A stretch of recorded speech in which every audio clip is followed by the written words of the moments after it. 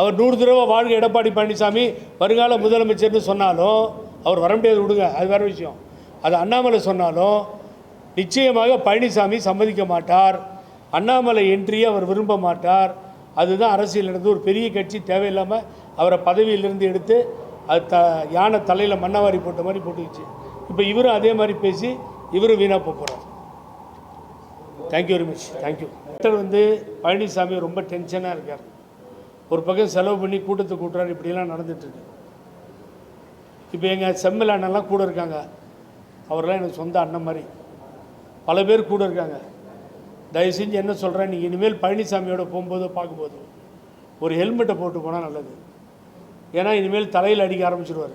இப்போ கையில் அடிச்சிருக்காரு தம்பிதுரையை. இனிமேல் எல்லாருக்கும் அடிவிடும். ஆகவே ஹெல்மெட்டை போட்டு உங்களை பாதுகாத்துக்கோங்க பழனிசாமிகிட்ட. இது அன்பான வேண்டுகோள். அவங்க மேலே எனக்கு ஒன்றும் கோபம் இல்லைங்க. பாவம் பேசி யாரோ ஒருத்தன் நேற்றியெல்லாம் கண்ணாபண்ணான்னு பேசியிருக்காங்க யாரோ ஒருத்தங்க. அதையெல்லாம் நான் கண்டிக்கிறேன் அந்த அம்மாவை பற்றி பேசுறது. ஆனால் வீட்லேயே உட்காந்துக்கிட்டு எப்பயாவது வெளியில் வந்து திமுக அரசை குறை சொல்லிவிட்டு இது சரியில்லை இது சரியில்லை இது சரியில்லைன்ட்டு போகிறது சரியாக இல்லை. நீங்கள் வெளியில் ஃபீல்டுக்கு வந்தால் தான் எதையாவது செய்ய முடியும். அண்ணன் ஓபிஎஸ்க்கும் அதுதான், அந்த அம்மாவுக்கும் அதுதான்.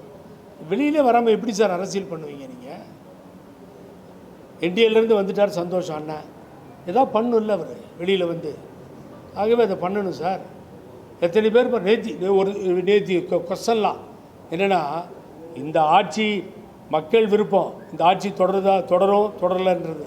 ஆனால் என்ன கேட்குறாங்கன்னு வேடிக்கையே பார்க்குறேன் நான். நேத்தி வந்துட்டார் விஜய்.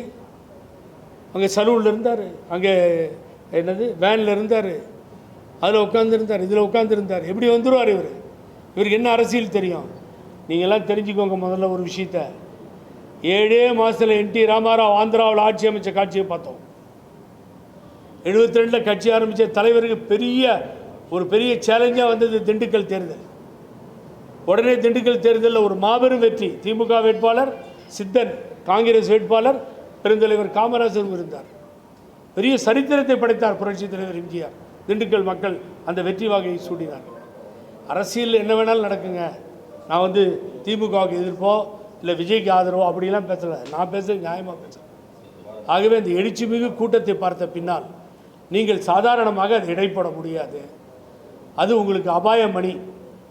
பிஜேபி தான் கடுமையாக எதிர்த்திருக்கார் அவர்.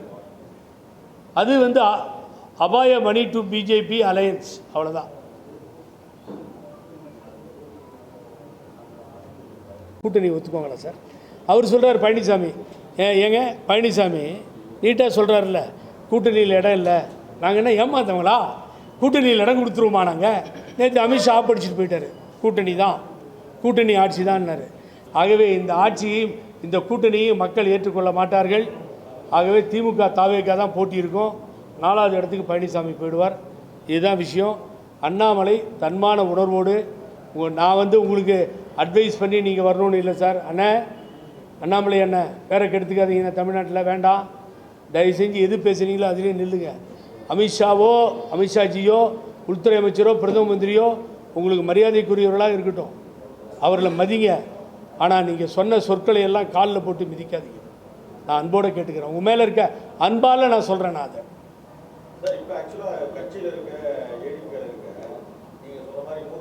திராவிட முன்னேற்ற கழகத்தினுடைய ஆட்சி அகற்றிவிட்டு தேசிய ஜனநாயக கூட்டணியுடைய ஆட்சி இன்று நம்முடைய எதிர்க்கட்சி தலைவராக இருக்கக்கூடிய அண்ணன் எடப்பாடி பழனிசாமி அவர்களை ஆட்சியில் அமர வைக்க வேண்டிய பொறுப்பு தேசிய ஜனநாயக கூட்டணியினுடைய ஒரு தொண்டனுக்கு இருக்கு. அன்பு சொந்தங்களே, அதை வெற்றிகரமாக நாம் செய்து முடித்து காட்ட வேண்டும். கேட்டீங்களா? அது முன்னாடி 8 மாத காலம் கடுமையாக உழைத்து, அன்பு சொந்தங்களே, அதை வெற்றிகரமாக நாம் செய்து முடித்து காட்ட வேண்டும்.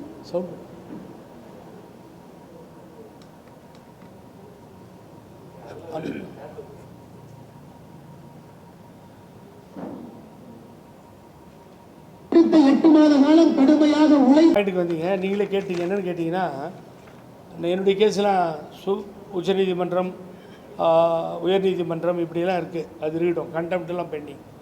இதில் சூரியமூர்த்தி சிவில் கேஸ் ஒன்று போட்டிருந்தார், அன்பு தம்பி. அது சிவில் கேஸ் போட்டு அந்த கேஸில் சென்னை ஹைகோர்ட் என்ன பண்ணிடுச்சுன்னு கேட்டிங்கன்னா, தடையாணை கொடுத்தது. சிவில் கோர்ட் என்ன சொன்னிச்சுன்னா, யாரையும் நீக்கிறதுக்கு எந்த அதிகாரமும் இல்லை, பழனிசாமிக்கு யாரையும் நீக்கிறதுக்கு அதிகாரம் இல்லை அப்படின்னு சொல்லி அந்த சிவில் நீதிமன்றம் ஒரு உத்தரவு போட்டு அந்த சிவில் டிஸ்பியூட் பெண்டிங் இது முடிகிற வரைக்கும் உங்களுக்கு எந்த அதிகாரமும் இல்லை, அதை தான் உச்சநீதிமன்றம் சொல்லியிருக்கணும், ஒரு தீர்ப்பை கொடுத்தாச்சு. இதை கேட்டிங்கன்னா ரொம்ப வேதனைப்படுவீங்க சார். எல்லாரும் பிரஸ்காரங்க கூட தெரிஞ்சுக்கணும். அது விஜய் மாநாடு ஒரு பக்கம் அவர் தாவேகா தலைவர் போயிட்டு இருந்தாலும் அது வெளியில் வரல. சூரியமூர்த்தி என்ன பண்ணார், அந்த ஜட்ஜ்மெண்ட்டை வாங்கிட்டு வந்துட்டார். இதை நீங்கள் பார்த்தீங்க. செகண்ட் ரவுண்டில் நீங்கள் கேட்ட மாதிரி குமர் கேட்ட மாதிரி என்னாச்சுன்னு கேட்டிங்கன்னா, தடையாணை உயர்நீதிமன்றத்தில் இது என்னடா தடையாணை கொடுக்கப்பட்டதுன்னு மண்டையை பிச்சுக்கிட்டு அந்த சூரியமூர்த்தியும் அங்கே மேடம் ராஜலட்சுமிலாம் இருந்த எல்லோரும் போய் அங்கே செக் பண்ணால் அதில் என்ன இருக்குது தெரியுங்களா? அந்த கொடுமையை நீங்கள் எங்கேயுமே கேட்க முடியாது. சதி செயல் செய்தவன் குற்றவாளி, சகித்து கொண்டிருந்தவன் குற்றவாளி, சதி செயல் செய்தவன் புத்திசாலி, உண்மையை சொல்பவன் சதிகாரன் ஒரு பாட்டு வரும். அது மாதிரி அந்த ரிஜிஸ்ட்ரி ஜெயிச்ச பின்னாடி கேவைட் போட்டிருக்காரு. வக்கீலுக்கு தெரியும், கேவைட் ஃபைல் பண்ணி என்னை கேட்டுட்டு தான் நீங்கள் முடிவு எடுக்கணும்னு போட்டு அதை அனுப்பிச்சு அது ரிசீவ் ஆகிடுச்சு பழனிசாமி சைடில். அந்த ரிஜிஸ்ட்ரி அந்த ரிஜிஸ்டாருங்கெல்லாம் தெரியும். அதை மறைச்சி தட் இங்கிலீஷில் லாவில் சொல்லுவான் ப்ளே ஃப்ராட் அப்படின்னு, அதை மறைச்சி கொண்டு போய் ஸ்டே வாங்கியிருக்காங்க. இதை எடுத்துகிட்டு போய் திருப்பியும் சொன்ன பின்னாடி ஒரு ஃபார்மர் ஏஜியாக இருந்தவர், நான் பேரை சொல்ல விரும்பலை, இப்படிலாம் நீங்கள் ஆர்டர் வாங்கணுமா பழனிசாமிக்கு? தேவையில்லாமல் அது போய் அவர் போய் மன்னிப்பு கேட்டாராம், ஏதோ கோரிக்கையாக தப்பாச்சுன்னு சொன்னாராம். அதுக்கு பின்னாடி அந்த ஸ்டேவை திரும்பவும் நீதிபதி திரும்ப பெற்றுவிட்டார். ஸ்டாண்ட் சொல்லி that previous civil court order, நீ யாரையும் நீக்கக்கூடாது, எடுக்கக்கூடாது, செஞ்சது தப்புன்னு சொன்னது நிலையானது. திருட்டு தினமாக வாங்க போன அந்த ஹைகோர்ட்டுடைய ஸ்டே ஆர்டர் இப்போது வாபஸ் பெறப்பட்டது. இதெல்லாம் இவங்களுக்கு அசிங்கமாக இல்லை?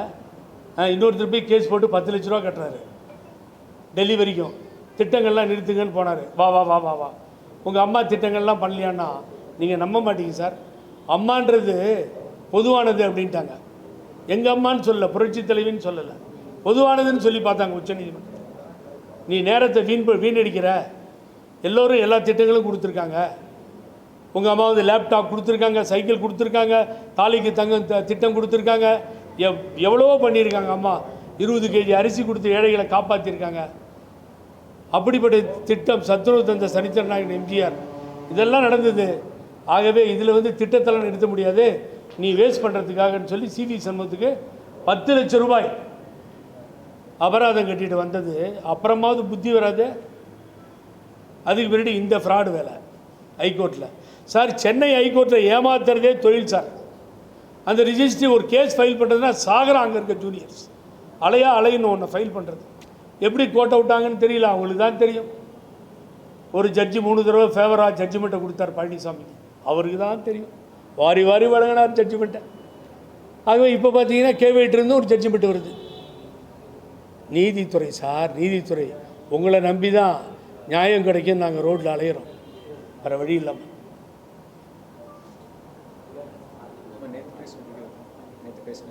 நேற்று பேசுகிற வீடியோ போடு செய்தார்னு சொன்னீங்க. இந்து முன்னணி கூட்டத்தில் போய் 4 பேர் உட்காந்துட்டீங்க. இதெல்லாம் கட்சி நடத்துகிற விதமா சார்? இது அசிங்கமாக இல்லை? நான் சேலஞ்ச் பண்ணி சொல்கிறேன். நான் நீ எங்கே வேணால் போ, 300 ரூபா கொடு, கூட்டத்தை கூடு, ஆம்புலன்ஸை திட்டு, ஆம்புலன்ஸுக்கும் பழனிசாமிக்கும் தான் மோதலிப்போம், என்ன வேணால் பண்ணு. 4வது இடத்தை மீறி 3வது இடத்துக்கு நீ வரவே முடியாது. திரு சீமானுக்கு பின்னாடி போய் நிற்கிற காட்சியை தமிழ்நாடு பார்க்கும்.